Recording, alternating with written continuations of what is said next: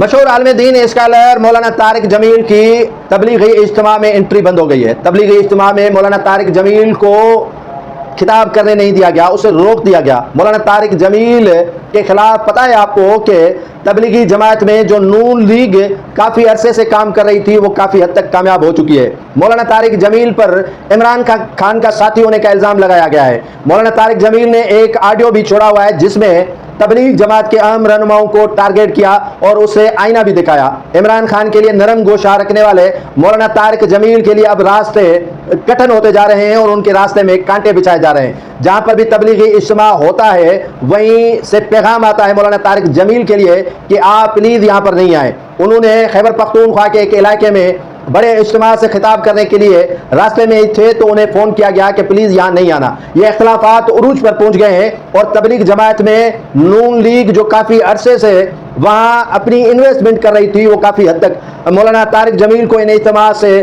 آنے میں روکنے میں کامیاب ہو چکی ہے۔ مولانا طارق جمیل کا اگلا لائحہ عمل کیا ہوگا وہ تو معلوم نہیں ہے، لیکن تبلیغی جماعت میں مولانا طارق جمیل کا راستہ روکے جانے پر کافی لوگوں میں مختلف رائے پائی جاتی ہیں اور اختلافات اور ملا جلا رد عمل بھی سامنے آنا شروع ہو گیا ہے۔ مولانا طارق جمیل جنہوں نے آڈیو کے ذریعے پیغام تو دیا ہے لیکن انہوں نے کوئی میڈیا ٹاک نہیں کیا ہے اور یہی خیال کیا جا رہا ہے کہ مولانا طارق جمیل جو اجتماع میں ان پر پابندی لگی ہے ان پر میڈیا کے ذریعے آگاہی بھی دیں گے اور میڈیا ٹاک کے ذریعے بتا بھی دیں گے۔